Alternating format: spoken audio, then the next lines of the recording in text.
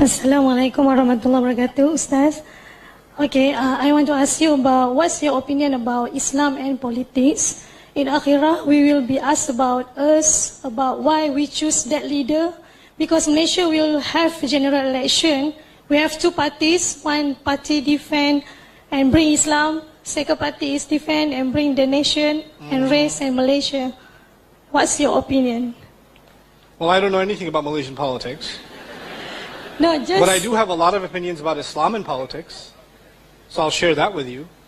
Okay? Because I think it's a serious topic. You might not like what I say, but that's okay. Because I have a flight soon. No, I'm kidding. In my own studies, in my early studies of the Quran, I felt like there is a very deep connection between Islam and politics. I no longer believe that. I believe there is a relationship between Islam and politics, but the way that the Muslims talk about it is not very true to the text of the Quran. As a matter of fact, in my understanding, in the entire Quran, maybe one ayah is about governance. Maybe one. الَّذِينَ إِمَّكَّنَّاهُمْ فِي الْأَرْضِ. That's the only ayah. I don't see any other ayah in which directly governance is talked about. Ahkam of Allah, yes. Justice, yes. But then justice was being talked about in ayat at a time when Muslims had no government.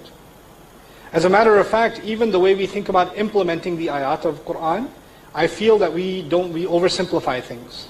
For example, how many times have you heard, if Allah said it, you must do it? Right?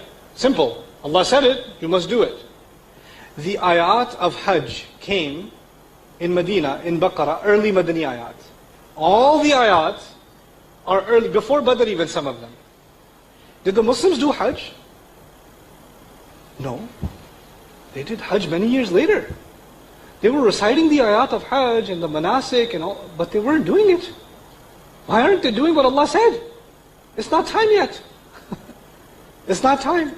So we have this kind of, I argue an extreme view of how Islam is applied. Okay?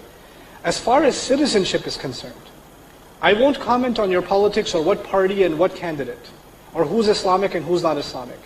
I would argue that your responsibility as a citizen is to look at the rights of all citizens, not just the Muslim citizens, and to look at the candidates that are best for the nation. What is best for Islam is not the same as what is best for the nation. What is best for Islam is at a community level and at a larger level. Right? But we often assume, that's what I was saying, we think Islam is top down, not bottom up. The vast majority of Islam is bottom up. You can have the most Islamic government and still the most un-Islamic society. And that still means nothing to Allah Azza wa Jalla. It means nothing. You understand what I'm saying? So I think we've over-politicized, I feel, Islam, and I don't think that's the right place for it. In the way that we've used it, at least anyway. I think when it comes to politics, our religion emphasizes basically principles. Justice, transparency, ensuring the rights of others. It's not actually about implementing, oh, we're going to shut down all the stores in Ramadan. Or we're going to make sure the women that don't wear hijab, or something else. Or we're going to burn all the liquor stores. Where? When did that happen in Islamic history? Study the Islamic empires of Granada, and the Andalusia, and they were multicultural, multi-religious, open societies, and they lived by Islam. And they thrived. Some of the greatest civilizations of Islam were like that, right? And if some of the people today that talk about Islam were there, they would be like, astaghfirullah, astaghfirullah, astaghfirullah. That's all they would have been doing. We're far more, some of the people that claim Islam today are far more extreme than any time in our history. They're just far more extreme. So we need to get a better understanding of our own history, in my opinion. We don't have that.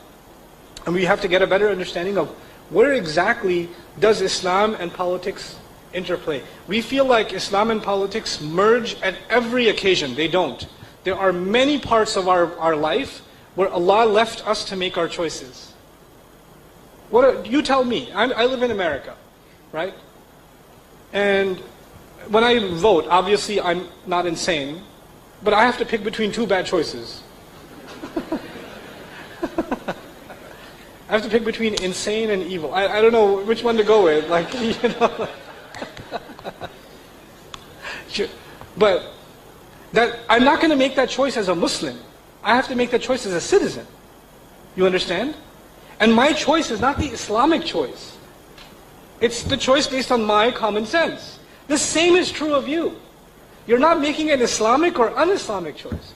You're making a responsible choice as a citizen based on the information that you have.